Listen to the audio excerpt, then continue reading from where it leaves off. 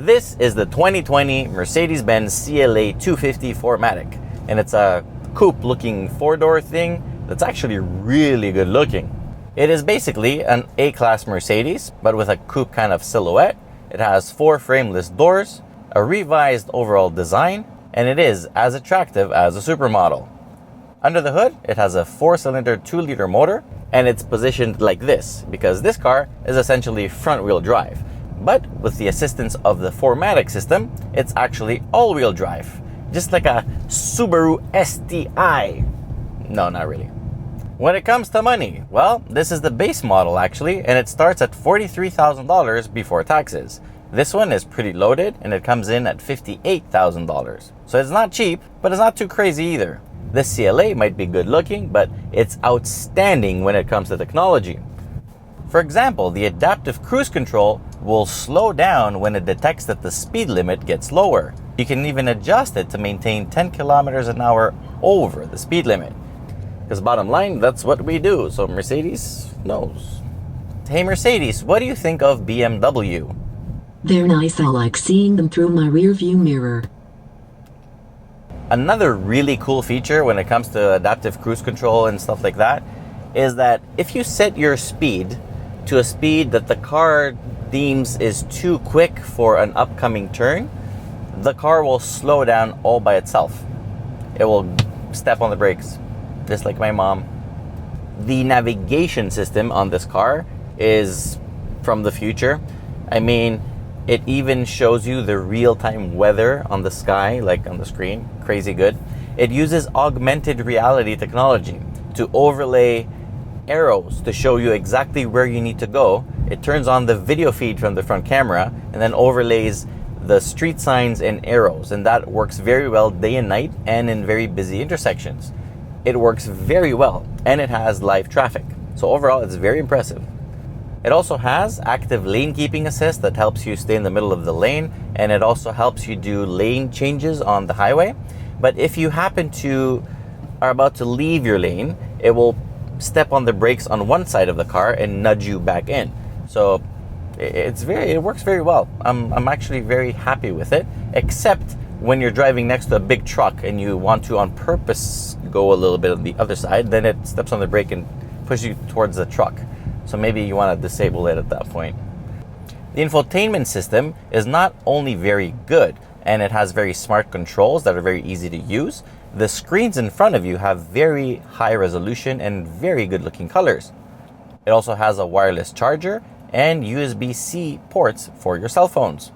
Of course, it supports Apple CarPlay and Android Auto. And the sound system, even though this one is not the upgraded Burmster sound system, it sounds great.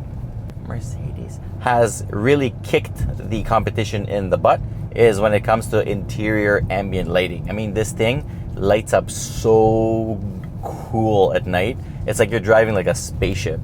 It's really pleasing to the eye.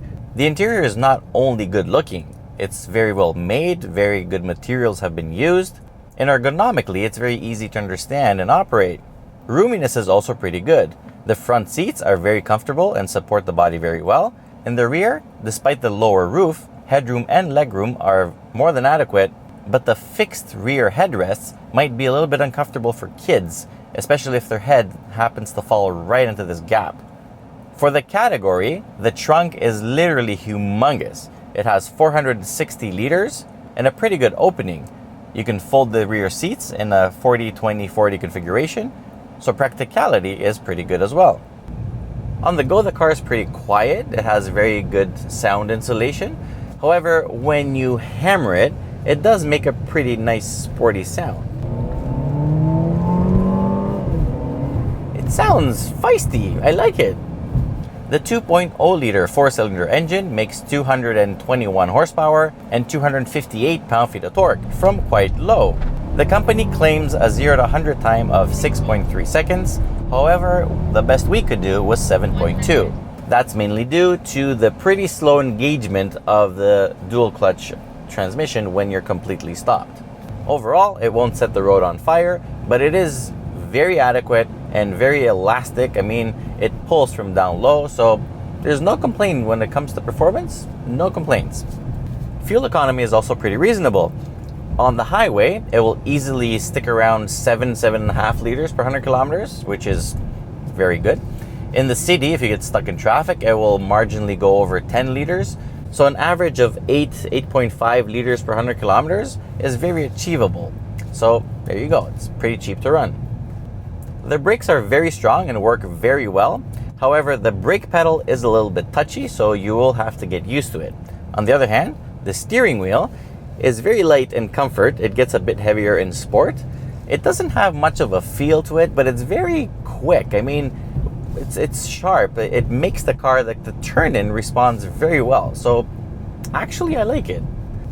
The car is also pretty comfortable over bumps. The suspension has been tuned into a very good medium between ride comfort and sporty handling.